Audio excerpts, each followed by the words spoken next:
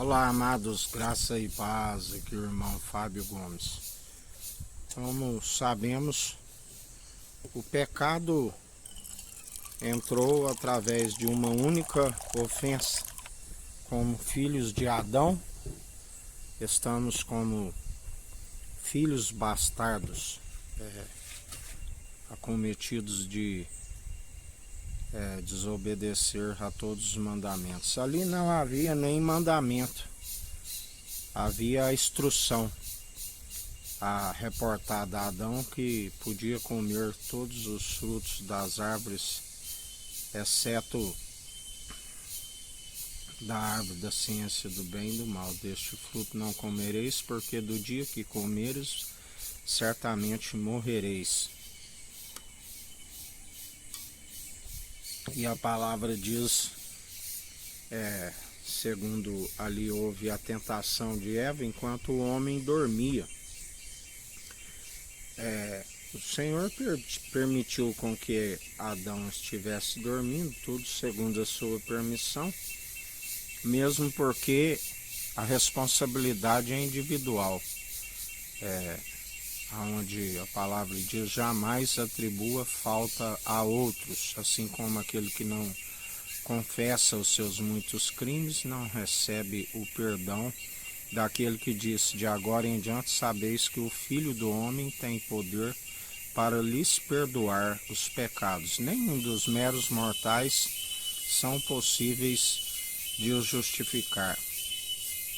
Sabemos que Adão reportou a Eva, porque nós não temos o diálogo onde Deus reporta a Eva, mas Adão certamente reportou, porque ela respondeu conforme a palavra serpente, mas ela transgrediu primeiro, antes mesmo da desobediência de comer o fruto, ela tropeçou na palavra, porque ela disse que o Criador disse que do dia que comeres e tocais neste fruto, certamente morrerás.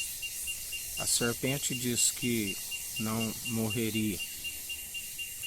Assim como sabemos que Eva, primeiro na palavra, quando ela tropeçou, ela deu permissão à serpente, aonde não foi o ato de comer o fruto que contaminou Eva, mas foi o fato dela tropeçar na palavra e, na verdade, a serpente, sendo imitador do Criador, ela soprou nas narinas de Eva, onde a palavra diz que o príncipe do poder do ar opera nos filhos da desobediência.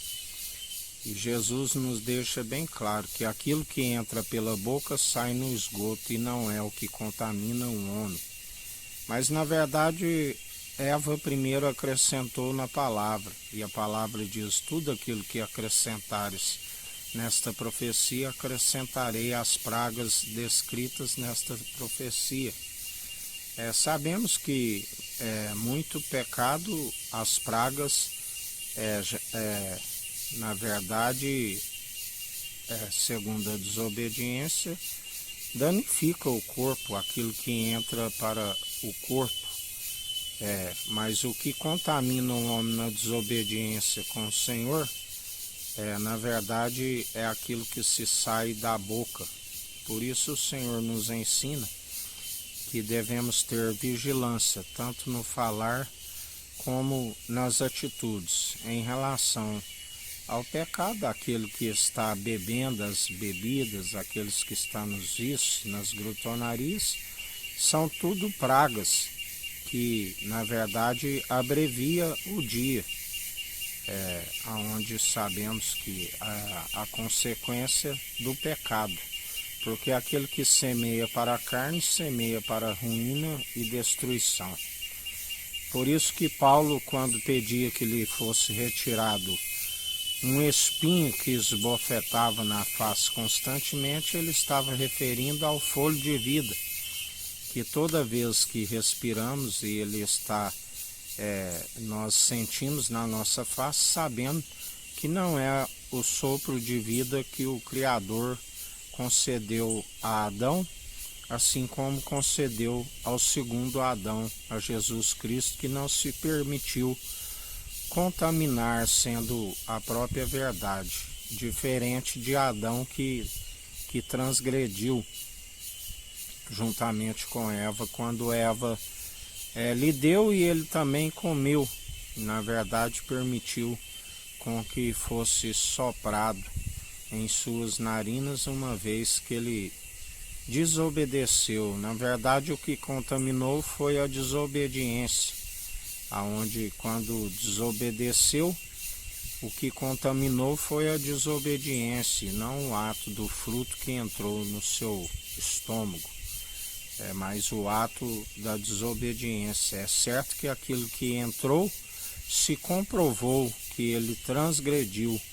Assim é onde a palavra diz que aquilo que se semeia para a carne se semeia para a ruína e destruição. Por isso que o Senhor, quando Paulo lhe disse que lhe retirasse aquele espinho, na verdade ele estava desejando a morte para alcançar então o corpo glorificado, a fim de adentrar as regiões celestiais. Mas o Senhor lhe disse: a minha graça te basta, é na sua fraqueza que eu lhe aperfeiçoo. Por isso nós devemos sempre estar atentos, sempre quando respirarmos, sabendo que o fruto da desobediência está no fôlego de vida, mas nós temos o Espírito Santo que comunica a ele.